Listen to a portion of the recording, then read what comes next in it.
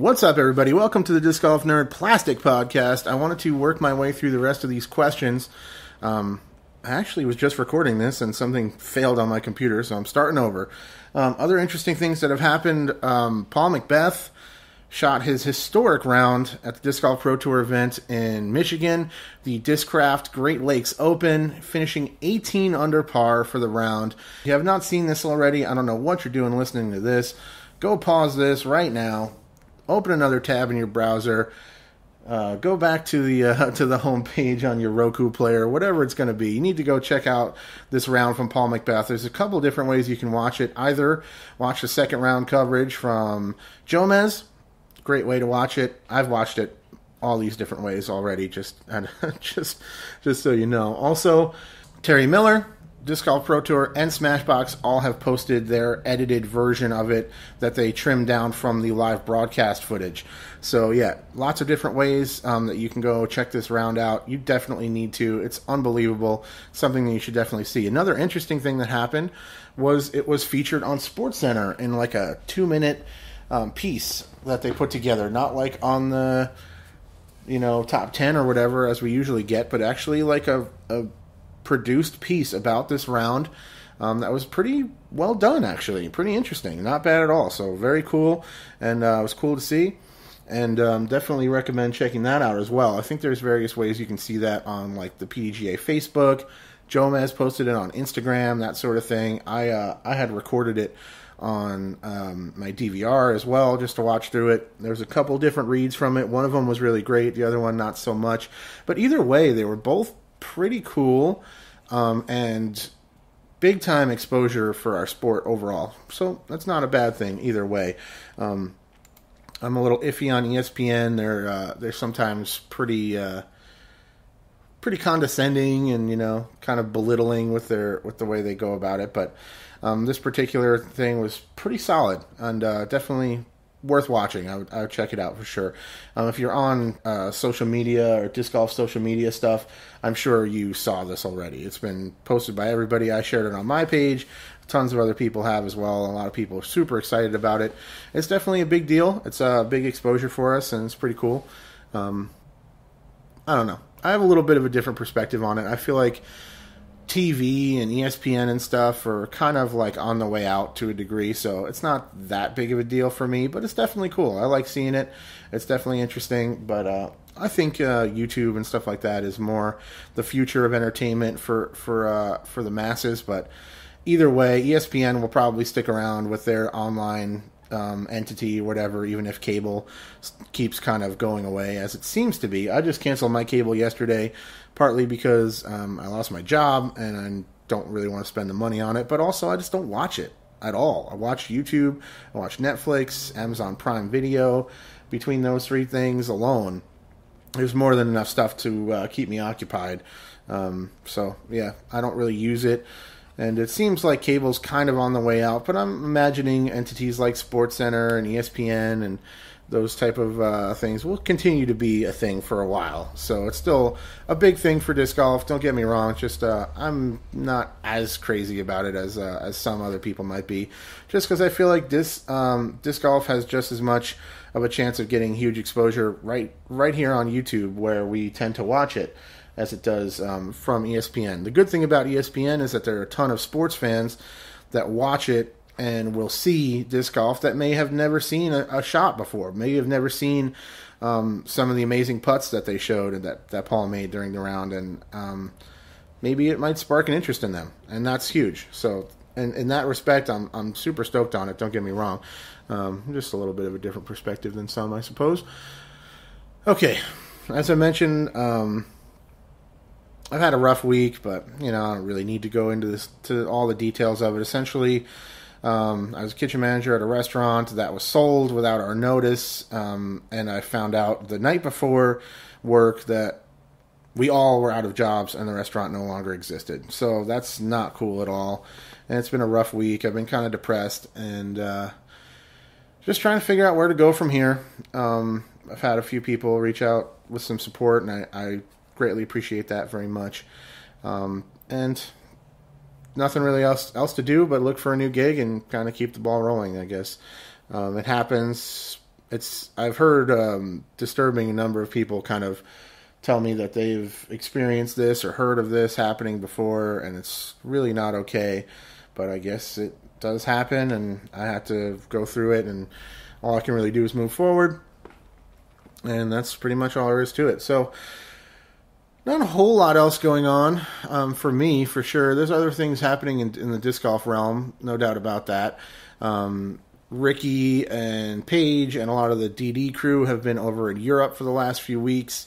Ricky taking down a couple of different events, one in Finland, one in Sweden. I believe Will Schustrick won an event in Estonia, beating out Eagle McMahon, so that's cool. Nice to see Will take one down. Hopefully he can continue that momentum going forward and get back to his best sooner than later. And we'll see. We'll see how it goes for him in Kona Piste. I believe Paul is heading over there. Ricky will be there. Eagle will be there. I'm assuming Simon, although I haven't heard a lot from Simon lately. I'm not sure what he's been up to, I guess. I'm not 100% sure what his situation is. And I'm sure other players will also be there for the Kona Piste Open, which is just a fantastic event. I mean, the course there on the castle grounds, the castle's built in like the 1200s. It's just unbelievable. It's so cool. And definitely on my disc golf bucket list to get out there and at least spectate that at some point. I'd love to go check out an event like that. And just really, if I got a chance to play that course, that would be extra epic for sure. All right. Without further ado, let's try to work our way through the rest of these questions. I just answered like 10 of them before I realized I was no longer recording. Some kind of weird glitch on the computer, but whatever. Now we're recording straight onto the Zoom recorder, and let's just cruise through it and see what we can do. All right. Eric Klink, how do you maintain nose down throwing forehand? I got nothing on this one, Eric. I'm sorry. My forehand's garbage, and I won't even try to pretend as though I can formulate any type of legitimate answer to this question because I really don't know. Other than obvious things of just, trying to keep the nose down as you come through with your forehand throw, I really couldn't tell you anything about breaking down the mechanics of the forehand. I throw forehands strictly as a get-out-of-trouble shot, essentially. Occasionally we'll throw one as a goof on like a shorter shot just to see how it goes, but it is not, in no way is it like an effective shot for me that I utilize much on the course. I'm almost 100% backhand thrower. Sean Donahue asks, how does plastic affect the flight of discs at all, or is it just about feel? This is interesting. It seems that I had a couple other questions about this. It seems as though people think there's some debate or discussion as to whether or not the plastic types affect the flight of discs. They absolutely do. There is no discussion. There is no debate. Not to be insulting to you, Sean, or anybody else, but I'm just to clarify here. This is not like this is not a question at all. Absolutely everyone who manufactures plastic knows full well that the different plastic types affect the flight of discs. That's why certain players seek out certain plastic types for their discs, trying to get different flight characteristics from those discs. There's no debate in this whatsoever. If you talk to any of the people who manufacture discs, they know full well that this is definitely a thing. Even just from run to run, within the same type of plastic will change the flight characteristics of a disc. So when you're talking about completely different blends of plastic, there is absolutely going to be variation in the way they fly. It's not always super noticeable by any means. Sometimes it really is, though. Like the difference between, say, a Metal Flake Champion Destroyer and a G-Star Destroyer or a Pro D Destroyer, it's going to be quite significant. Something like the Lucid X Trespass is vastly more overstable than a regular, especially the older run, like pre-Sweden Lucids that I throw. Hugely different. So I can't really break down the differences in all that because of all the different variations and all the different plastic types out there on the market. But just know, there is no debate in this. It's fact. The different plastic types will change the flight characteristics of a particular disc to some degree. Next one. Let's see. Matheson Ingham says, what is the next step for disc golf as a sport?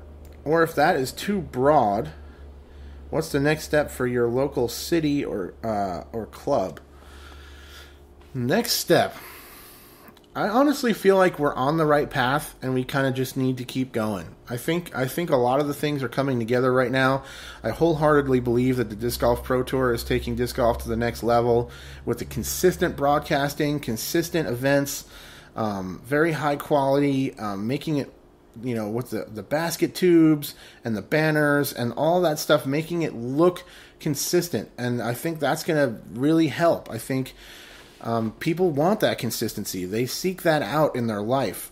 For me, one of the things that's most disturbing about losing my job is just starting over and not knowing what's going on, and just the break in the routine is damaging to my psyche. So I think that consistent approach with the Disc Golf Pro Tour is really important. I think they're doing a lot of the same things every event, and they're letting people get comfortable and get used to it. That's what's going to really help a lot. So I think for the most part, disc golf is on the right path, and we just need to keep walking. For my local city or club, I think Portland's due for another course. I mean, we have a ton of courses in and around the area, but it would be great to have another course within the Portland metro area, something that's relatively close. I keep hearing from people that Pier Park is just a zoo. Like, all weekend long, it's just a mess. There's huge waits, and the groups are moving really slowly. A lot of new players are getting out there and playing, and all that's good. But I think it's because it's in Portland. So when you search Portland Disc Golf, Pier Park's one of the first ones that come up, and that's where a lot of people go to play. It's not necessarily terribly beginner-friendly, and a lot of serious players are out there, and now they're waiting for people who are throwing 25, 50 feet at a time, and it ends up making a lot of issues. I think Portland could benefit from maybe just a beginner-friendly 9-hole or two somewhere within the Portland metro area. We have Vance and Rockwood, but they're a little bit outer, kind of towards Gresham, and not a lot of people from North Portland and stuff are going to want to go there. If we can have something in Southeast, maybe in Northeast Portland, that would be huge. I don't know if that's going to happen. We'll see, but I think that would be the next step for Portland. But for disc golf overall, I think we're doing good things, and I think we just need to keep rocking. Next question. David Abood asks, what's the best plastic for a hot day? A lot of players like to kind of step it up to something slightly more firm than they typically would like to use on just during the spring and the fall when it gets really hot out, knowing that the hotter temperatures will cause the disc to soften up quite a bit. Occasionally, I find that my soft magnets on a really hot day in the summertime get more floppy and bendable than I really want them to be, so I will kind of step it up to a jawbreaker to throw approaches with, because it's a little firmer overall, and it won't be quite as gummy and floppy in the hand when the weather gets really warm. But some players probably just let it ride and use their normal discs and just kind of deal with it, I guess. But I think there are definitely some players that will switch. Say you putt with a soft Warden, just for example. I'm sure some people will definitely switch it up to a medium blend or whatever, or like a hard Warden or something along those lines, to have a little bit firmer feel, knowing that the softer temperatures will make it change a little bit, or the hotter temperatures will make it soften up a little bit. Nick Rosenden, for the various manufacturers, what deems a disc to be an X-out or a double stamp? Essentially, it's just a cosmetic flaw. So it could be a problem with the stamp. Either the stamp didn't go on correctly, or there's a big air bubble, or a part of the stamp didn't quite adhere to the disc, or whatever, or it's off-center, part of the stamp got off-center. There's a lot of different things that can go wrong there. They'll turn it, stamp it again. It's a misprint. They sell it for slightly reduced rate. There's absolutely nothing wrong with a misprint disc or an X-out disc in terms of its function and flight. There's no problem with it whatsoever. It's just a cosmetic issue. Occasionally you'll also see a disc that has like a little fleck of debris embedded in the plastic that got in there in the mold somehow. That might make it a misprint. But misprints and X-outs are a great way to get yourself some new plastic for a reduced price, and sometimes those double stamps look really cool. I like a double stamp. Doesn't bother me whatsoever. And again, yeah, great way to try out some new stuff without spending full retail price on it, or just get yourself some backups, or if you're just low on funds and you want some new plastic, an X-out or a misprint could be a great option for you. Moving on. Heidi Matheson. What's your favorite trilogy company, and which disc from that company? What's your favorite disc from that company? Probably Latitude. I like DD quite a bit, but I have more Latitude in the bag. I could, call me weird or whatever. They're all being made by Latitude. They're all being designed by Latitude, and I kind of consider it to be one company. It's not really, I think that the distinctions between Latitude and dynamic discs are really just on the surface. They're not like true differences. They're all designed by Thomas, and they're all produced by Latitude 64 in Sweden, in the same company, same molds, same plastic types.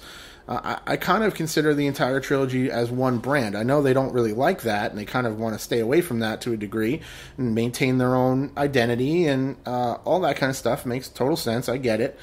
But I don't really see a big difference, and I kind of just consider it to all pretty much be the same. But I do have more discs from the Latitude lineup in the bag for what that's worth. Out of those discs, I would have to go with the Latitude 64 Gobi. It is just an absolutely phenomenal disc and just works so flawlessly for my form. It's dead straight. I can get it to turn. I can get it to fly super straight and have a soft finish. But it's just a really intuitive disc. It has great distance for a mid-range. I love the feel. I love the flight. I've had a lot of great throws with them, and they're just really connect with me.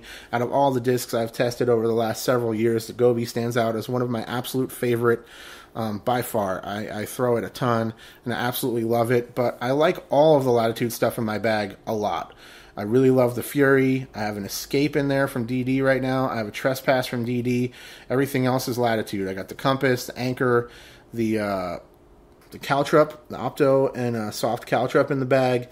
The Fury, and I have a Gladiator right now as well.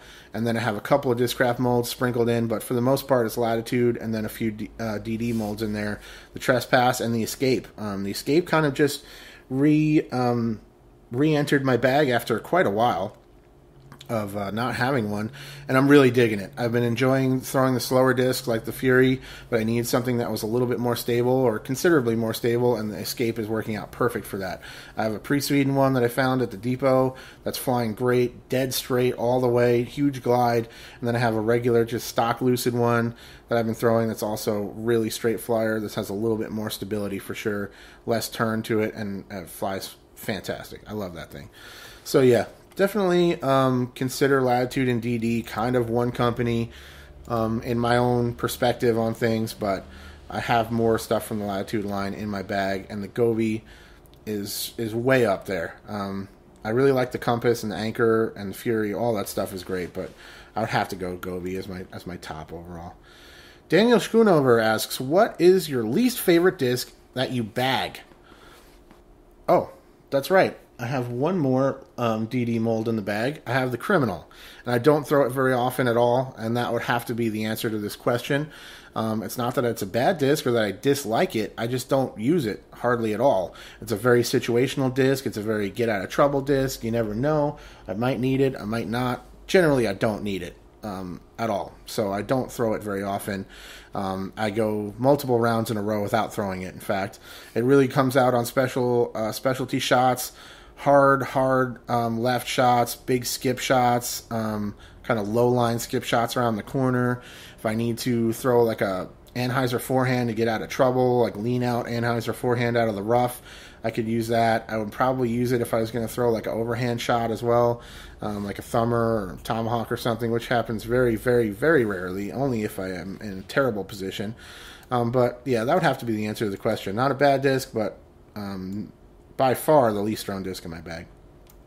Jeremy Neff asks, if you could have any pro disc golfer as a guest on your podcast, who would it be, and why? I could pretend I'm going to go in some other direction with this, but you guys all know I'm going to say Ricky Wysocki. Ricky's my favorite player. I would love to sit down and talk to him. I would love to ask him some other things that he doesn't quite get asked as often. I'd like to dive more into the plastic types and stuff that he uses and why. I think there's not enough of that, honestly. I think a lot of the disc golf media tends to be about the play and stuff like that. And I think the average disc golf fan cares a lot about the plastic that's being used by our top pros, and we don't hear about it enough. Some people feel like in the bag videos, or I think Terry was saying, I don't care if I ever see another in the bag video ever again. That's fine. That's a personal opinion, but they get huge numbers of views, and they sell plastic. They get the name out of those players, and people absolutely love in the bag videos. My freaking in the bag video has thousands of views on it, and I'm nobody. Nobody's even seen me throw a disc. So when you're talking about these top players, they're getting hundreds of thousands of views on their in the bag videos, and they're definitely selling plastic for their manufacturers. They're getting the name out. They're getting their name out. They're getting the brand out there. They're promoting discs that they like, and I think that's cool. I think I would like to see more of that from our disc golf media, more focus paid to the discs that are being used, because I think that's one of the most fun aspects of disc golf is all the different plastic out there and all the different ways to apply it and all the different ways to set up a bag and execute similar shots with all these different variations of different types of discs, and why people choose this and why people choose that. I think that stuff's interesting, and I think the average golfer likes that kind of stuff as well. So I would like to dive into that kind of stuff more, but I would like to just hang out with Rick. He's just a really fun dude. That's part of the reason why I'm a huge fan of him. He's just a really nice guy, and he's just always laughing, always smiling, and I've interacted with him a few times, met him a few times. He's super chill. He always seems to be in a great mood with everybody, especially when he's competing, he's really intense. But off the course, I mean, Rick couldn't be nicer, and he's just a really great dude. There's tons of other people in the disc golf community I would love to talk to and hope to eventually, but I'd have to say Ricky for that question. Derek Ketch, how do you recover mentally after getting frustrated during a round? It's tough, and I'm not going to say I'm great at it. I don't think I have like a horrible mental game, but I'm pretty good at maintaining an even keel and not getting too upset about a certain outcome on a hole. But it's always difficult, It's always an important part of the game to try to maintain your emotions in that way, and it's not easy. A lot of people struggle with it for sure, and some people have all the physical attributes and all the physical ability but can't really hold it together when it comes to the emotional, mental aspect of golf, and then you kind of lose it. And then some people, kind of like me, like I'm kind of pretty even-keeled. I'm not tremendous at any type of aspect of golf, but I can play pretty consistently and pretty clean and just kind of stay within my own game and execute game plans, and that tends to be pretty effective for me overall. I would say I'm definitely better at it than some people. Like, I don't completely go to pieces. If I'm having a terrible round, I can mentally check out for sure, and I think everybody's susceptible to that. It's just a matter of the threshold of what considers, what becomes that terrible round that pushes you over the edge, It's difficult, though. I think having a short memory is important. I think just moving on and taking one shot at a time is important. Nothing's going to mess up your next shot like thinking about the one before it. You don't want to be on the tee thinking about the shank on the last drive when you're trying to step up and throw a new shot. You got to kind of have a short memory and take them as they come. I kind of consider every shot to be its own little game. It's its own thing. Every single shot's important. From a full power drive to a 3-foot putt. They count for the exact number of strokes. So it's really important to just take them as they come and kind of move on. You can't really change the past, and it helps to try to stay even overall. Not get too amped about a great shot and not get too down about a bad shot. You kind of just got to take it as it comes and stay as even as you can emotionally. I think that helps a lot. If you get super amped about a great shot, that's good, and everybody loves those good feelings, but I think it's easier to stay consistent when you kind of rein that in a little bit, take it, be happy about it, use it to kind of build your confidence as you go forward, but don't get so blown out of proportion with it that you, just like kind of let it get to your head and then maybe lose focus, or just kind of allow these wild swings in your mental health and your mental kind of ability out there in the course and your mental state I think you'll be more consistent as a golfer if you can keep that a little bit more even across the board. Next one, Eric Blom. What is the one thing you could go back in time and tell yourself about disc golf that would better your game today? I would go back and I wouldn't throw a driver for a long time. I probably wouldn't throw a driver for several months of playing disc golf. I talk about this all the time. I see it in person when I'm introducing new players to the game as well. Drivers are not beginner friendly at all, and you're always going to stunt yourself to some degree if you're starting with a driver. A putter or a mid-range will help you get started on the right path way better. That's the number one thing that I tell people all the time. I see it all the time. People throwing drivers when they're not ready, having horrible results.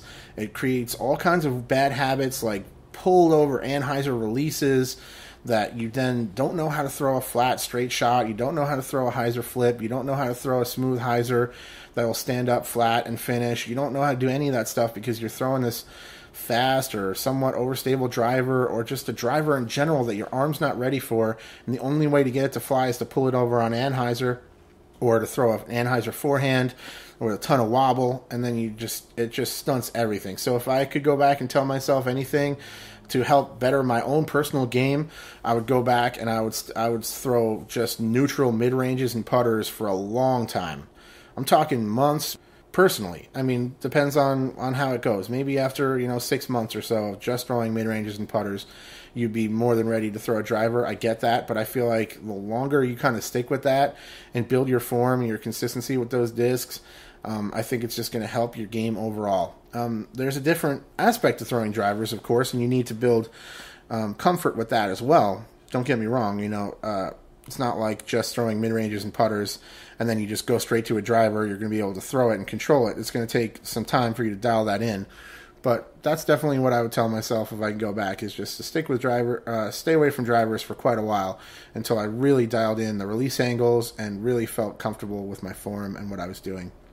Joe Fowler, I see a lot of pros play champion plastic. Do you find there's really a big difference in stability in different blends, or is it mainly a wear thing that they just tend to last longer? Man, there it is again. Yes, there's definitely a difference in stability, but I think you did kind of nail it with the durability thing for the premium plastics. Professional players aren't going to throw drivers that are in plastic types that are going to get all beat up quickly. That's just not a smart thing to do.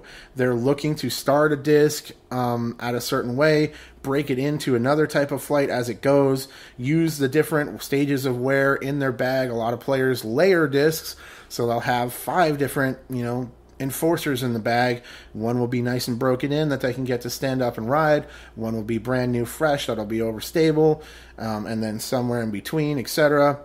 So there is definitely a difference in the stabilities of different plastic types, again, as we talked about earlier, but I think for the most part, professional players are using the most durable plastics because they want a long lifespan out of that disc. They want it to be something that they can have in their bag for an extended period of time. They can build consistency, they can build confidence with that disc and familiarity with the disc, and if you're throwing something that's just going to get beat up after 2 rounds and you have to get rid of it, there's no way to do that. You have to have trust in your discs, and that's why a lot of players start with overstable stuff, premium plastic stuff, knowing that it will break in. They can get varying flights out of it as it does that, but it will also have a long lifespan that they can have in their bag and feel confident in that disc. Sean Gully, what is your go-to disc for tight tunnel shots? Either a Fury or an Escape for a driver, but probably my Gobi. I'm comfortable throwing that thing on a laser, and that's usually what I throw. If it's a short one, I'm going to throw a putter of some kind, most likely, a magnet or something like that, but I definitely feel really confident throwing the Gobi on a really straight line, start to finish. Andrew Henderson, I think I'm catching on this. I missed a question here from David. Disc golf has become a fast-growing sport, but as in all things that grow quickly, some struggle with scaling. What do you feel the most important things for both the leaders in disc golf? I can't quite read the rest of this question. Let me scroll over. The leaders in disc golf and the casual players can do to help sustain its growth. Okay. I think we need to continue growing at the rate that the market can sustain. I think it would be a mistake to try to jump ahead in some way and kind of plan for, just keep planning for this continual giant explosion. I think it's better to take it as it comes, grow incrementally alongside the player base. I think what we kind of saw with traditional golf is that it kind of grew faster than it could sustain, and a bunch of stuff exploded, and tons of different courses. Some of them probably weren't very good, and pro shops and all this kind of stuff came up kind of during the Tiger boom when golf really exploded in popularity, and then we saw it decline, and it could not sustain a lot of that stuff, so a lot of those places went under. That's why we see a lot of traditional golf courses being converted into disc golf or foot golf facilities to try to bring in extra money, because the player base has somewhat diminished. I'm sure traditional golf is still doing quite fine. It's still a big industry, don't get me wrong, but it does seem that it has declined over the last several years and may continue to do so, and disc golf continues to kind of move upward on an upward trajectory. So I think the biggest thing that we can do, as you know, for the leaders in disc golf and manufacturers and stuff, is to grow alongside it and don't ever get, too big too fast, where you're going to kind of reach ahead and end up kind of just not being able to sustain that growth. If you kind of grow alongside the player base and keep it in line with that and keep it where the market can bear, I think that will be better overall. I'm clearly not like an economics professor or anything along those lines, or expert in any of this type of stuff. That's just what I can think of off the top of my head. As far as casual players, I don't think there's a whole lot casual players really need to do. Get out there, buy your plastic, throw disc golf, respect the courses, respect people that are trying to start out, and just carry yourself in a way that respects the people that put in the time and the effort to put in your courses. If you're out there throwing in on other groups that can endanger people, if you're throwing where there are people just walking through the parks and stuff like that, if you're littering or bringing any type of bad element to the disc golf courses that are especially in like public parks and state parks where other people are going to see that and feel as though you're bringing a bad element to their park, they're going to associate you with disc golf overall, and you could damage the game that way. So just have respect for yourself and your courses and the other people that occupy those spaces, and just keep doing what we're doing. Enjoy the game, tell your friends about it, bring out new people, start them on putters and mid-ranges so that they have the best chance of enjoying it and learning how to throw in the right way, and keep the ball rolling. I think disc golf is doing good things. I think we're on a good path here. We just got to keep it rolling and don't get ahead of ourselves. Andrew Henderson, if you could have one new disc made by any company, what would it be, and what would the flight characteristics would it have? Oh, I see. So if I wanted to like add a disc to the Latitude lineup or something like that, I don't really think I would need to do that at all. I think there are more than enough discs out there, and since I throw a mixed bag, I don't need to worry about that. I'm not like only throwing one company where I'm hoping they make a disc that does this. And even if I was just going to say, hey, I'm only going to throw trilogy stuff, if I can't fill in a bag and cover all the shots I need out of the three different lineups from Latitude, Dynamic, and West Side, or if you're an Innova player and you feel like you can't fill a bag and get all the shots you need covered out of the Innova lineup, I really don't know what to tell you. I think they have everything covered and then some. I think we could honestly get rid of many molds and no one would really be hurt by it. Some people would be sad because they love those discs and we have a personal connection to the discs that we love, but I think you would find that there's other things that could easily replace whatever disc. But that being said, we also have discs like the Gobi that connect with me. If I found out the Gobi was going out of production, I would try to get a whole bunch of them to keep me covered, because I do absolutely adore that disc, and I would miss it if I couldn't throw it anymore for some reason. But I really don't think I'm missing anything to the point where I would want anything new to be made by a certain company. That's not really the way I think. I would just go find it from a different company, and if it doesn't exist overall, I wouldn't even know what it would be that I would need, If Latitude put out a disc that flew exactly like a Discraft Thrasher, that would be kind of cool, I guess, because that's my favorite disc, and then I could potentially switch to an all trilogy bag and then not have to worry about it. But I don't do that. I just throw the Thrasher because I love that disc and I support it, and I have been throwing Discraft forever, and I'll continue to do so unless anything else changes. So, yeah, I don't know. Interesting question, but I don't really know if I have an answer for that one. I don't necessarily think I need to. Peter Henderson. Let's see. I have a king. What would you say are the differences between the king and the queen? I believe the king is definitely faster. It has a wider rim, and it's got some more stability to it for sure. The queen is quite understable, and I feel like the queen is more. It's slower. It's not a 14 speed. I think it's more of a speed 12 or so, and it really doesn't seem to fly any faster than like a Trespass or something like that. And it's really straight. Hyzer flip it up dead straight, big turnovers, rollers, all that kind of stuff. And the king, it's been a while since I've thrown the king. It's definitely faster than really connects with my arm speed, and definitely was when I tested it.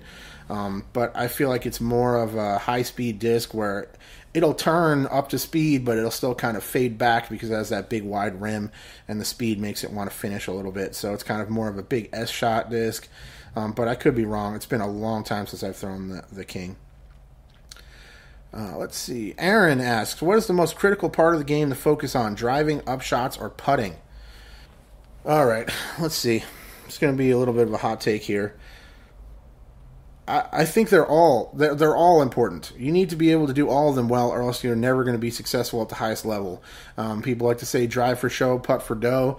I don't think the numbers necessarily bear that out at the highest level. Now that we're tracking statistics, I don't think it's a coincidence that the guys that throw the farthest are consistently at the top of the leaderboard all the time. And they're also guys that can approach really well and putt really well. Don't get me wrong, they're just the top players, so it makes sense that they throw far. But you're not seeing any players that don't have a lot of power winning any events whatsoever. When's the last time somebody won an event that you don't consider to be a far-throwing disc golfer? A big event, a pro tour, a national tour. It doesn't happen. The people up there vying for these titles are the guys that throw far and throw accurately, because I think that's the biggest advantage in the modern game. If you're talking about casual players, what's going to help you improve your score the fastest, what's going to help you beat your buddies out there on the course, it's putting. If you're making everything within 25 feet, or you're making the vast majority of your putts inside the circle, and you can jam a couple from outside the circle per round, you're going to improve very quickly. You're going to be winning rec tournaments. You're going to be beating your casual friends a lot more often than if you just throw really far and are terrible with around the basket. But if you're talking about Disc Golf Pro Tour events, if you don't throw far, you're not winning any of those events. I'm sorry. Disc Golf Pro Tour, National Tour, Majors, you're not winning any of those events unless you at least throw pretty far. You can't have a noodle arm. You could be the best putter in the world. If Eagle McMahon gets inside the circle in one throw and it takes you two to get there, it doesn't matter how good you are at putting. It really doesn't. You need to be able to drive and put those shots in circle one, in circle two consistently. That's what's important there. And if you're on a par four and you can cut it down to two shots, but you're throwing full power off the tee and full power on the approach, you're never going to be as accurate as somebody who's throwing 75% power off the tee and then floating a putter up to the basket from 200. It's not going to work out that well for you. So I think to win and be successful at the top level, you need to be able to putt, drive, and upshot, and scramble, and keep yourself mentally sound and consistent. But I think the most critical part of the game for the top professionals is driving. I really do. I think if you're putting your shots within circle one, within circle two, and other players are not doing that, they can be the best putters ever. It doesn't matter. If you could be the best putter in the world, you're not going to win against players like Eagle McMahon and Ricky and Paul and Simon and Garrett Gerthy and Kevin Jones and Conrad and Nico and all these players that are up there towards the top level. You're not going to be able to beat them if they can outdrive you by hundreds of feet. It's just part of the deal. And with golf courses, disc golf courses kind of increasing in length all the time to kind of make up for the fact that our players are throwing farther, the discs are flying farther, the technology is getting better. It's the most critical thing. Drew Gibson can power down and throw a rock, and you're throwing your absolute max distance mash flex driver, and Drew Gibson can throw a hyzer flip with a rock and land flat inside the circle. It's going to be real hard for you to beat him unless you're incredibly accurate with your distance drivers and incredibly good in and around the basket. But you know what's the really upsetting thing is that there are guys like Eagle and Ricky and Paul that throw really far, and they're also really good at putting. So good luck. Brenton Zerheide, sorry, I'm not exactly sure. Zurheide. No disrespect meant. Brenton, I hope I didn't butcher that too badly. I see so many people say different disc molds produce different variants from run to run, plastic, different weights, plastic, etc. How do you help determine whether or not the exact disc you are testing is a typical disc from that mold or a complete lemon? This is a difficult one and a very interesting question. I think you kind of have to use what you've heard about the disc, your experience with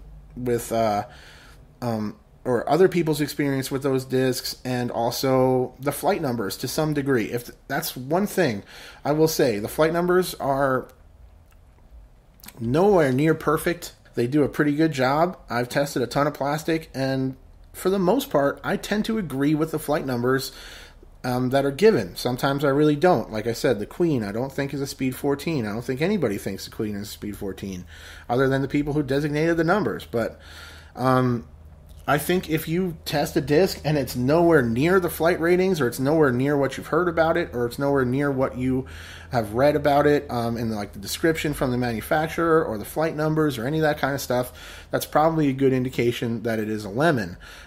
It's really hard to sort through that kind of stuff, though, sometimes. A couple things I will say. One thing that I try to base my my kind of thinking around is, if I go to a store and I purchase a disc and I notice that there are multiples in the same weight and color, maybe they have the same stamp, I purchase it, I throw it, and I like it, I will really try to look for that same...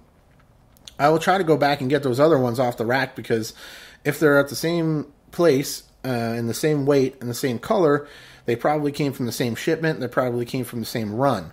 So that's kind of a good way to dial that in. I really don't believe it makes a lot of sense to kind of prefer, or really learn to prefer, discs that are difficult to obtain. I really like the second run C-Line FD or whatever. It's like, yeah, that's great. I mean, if you want to try to have to scour high and low and search out and pay through the nose to replace your discs, I feel like you're much better off just finding a disc that you like the way most stock runs fly. I think that makes a lot more sense.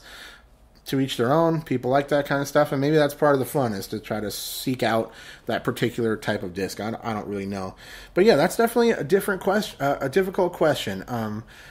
I would say Facebook, like the Disc Golf Throwers Exchange, or if you are a particular fan of a particular manufacturer, usually there's like a fan page for that sort of thing. You can throw it out there. Bear in mind, some people will give you some goofy and ridiculous, like people will say, oh, what's the best putter to use? And I bet you $1 million somebody's going to say a mid-range. You know, it's just like, there's always some goofy answers, and people don't know what the hell they're talking about, to be perfectly honest. But that is kind of a good way to be like, hey, what are some of the more overstable plastic types for this type of mold? And if you're talking to people who know what they're talking about, you might have to wade through some dummies on there, unfortunately, to figure out the truth, I guess. But it should be a pretty good way. But honestly, one of the best ways you can do it is just go off of what you've heard about the disc.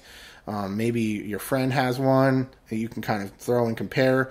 Or the flight numbers. If you're throwing a disc that's supposed to be overstable based on the flight numbers and it's flippy, it could just be a total lemon, or vice versa. If it's supposed to be an understable, hyzer flip type disc and it's really bombing out left on you, hard, overstable, it could just be a total lemon based on the run. It's hard to say. It's a tricky one. You kind of got to figure that stuff out over time, and it depends on the manufacturer as well. Wish I could be more help.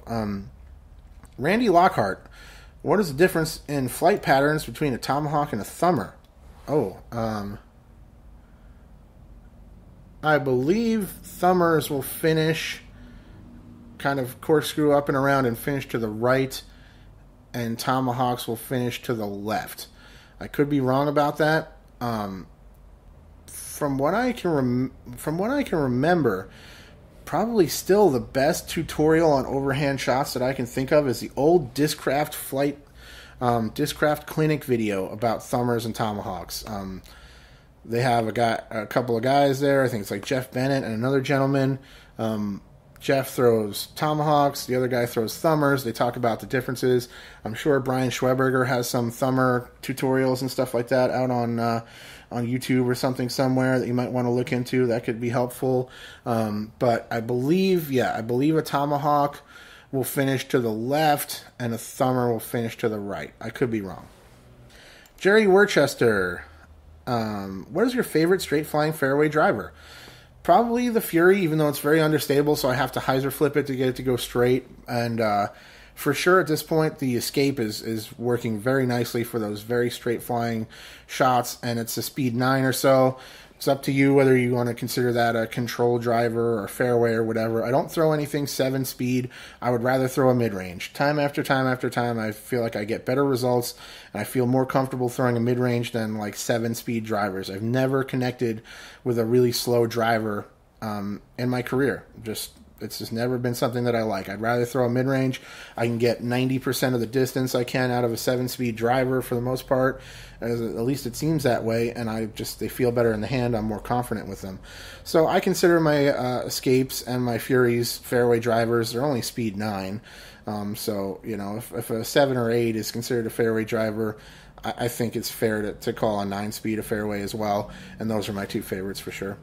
And finally, thanks so much, everybody, for coming along for the ride. Thanks for everybody submitting their questions. I appreciate it very much. And we'll be back in touch with you soon. David Baker asks, what causes me to throw the disc too low? I don't see it or feel it. I can be throwing very well, then all of a sudden I throw one low. This may happen 4 or 5 times a round. I've only been playing about a year and a half. I'm 75 years old, and I throw about 200 to 250 feet. Well, David, without actually seeing it happen, it's really hard for me to kind of diagnose that issue. It could be that you're reaching back a little too high, so you're reaching back high to low occasionally, and then you're kind of pulling it through low. Maybe you're reaching back a little too high, and then you're trying to pull it through your core, and you end up throwing it severely nose down, and it just hits the ground. It's difficult to say much more than that, I guess. Maybe try more of a hyzer flip throwing style and see how that treats you. I find it's a little easier for me to throw like a hyzer flip up into the air and let it kind of float and turn to the right to get good distance and accuracy, while also rarely throwing like total grounders with it. That's not a problem I suffer from. I notice when I try too hard, occasionally I'll just throw one in the ground. That's like a mistake I'll make. Like if I go for a big power throw and I really try to mash one off of a long distance throw, I may just throw it into the ground. I don't have a lot of trouble accidentally flipping stuff. That's not really something that I do, but I definitely will do that occasionally. It hasn't been an issue for a while now. I tend to not have those giant mistakes off the tee because I slow down and I concentrate on just throwing really smooth. So maybe you're just going a little too fast. Maybe you need to slow down and don't try quite as hard. Just focus on throwing a nice smooth throw. Reach back on the same angle as you come through. Keep your follow through up a little bit. Don't follow through with your hand kind of pointing down towards the ground. Follow through up a little. And I definitely would recommend checking out some videos from Danny Lindahl. He does a really great job breaking down that sort of stuff, the technical throwing stuff. I don't really do that so much. He's really got that market cornered right now on YouTube. He's doing a phenomenal job. He's also posting content along those lines on the Dynamic Discs page now that he works for them, and I definitely recommend checking out all that kind of stuff. That's going to do it. My voice is about to give out on me. Thanks for listening. Much love to everybody out there. I will check you all very soon. All right. Cheers.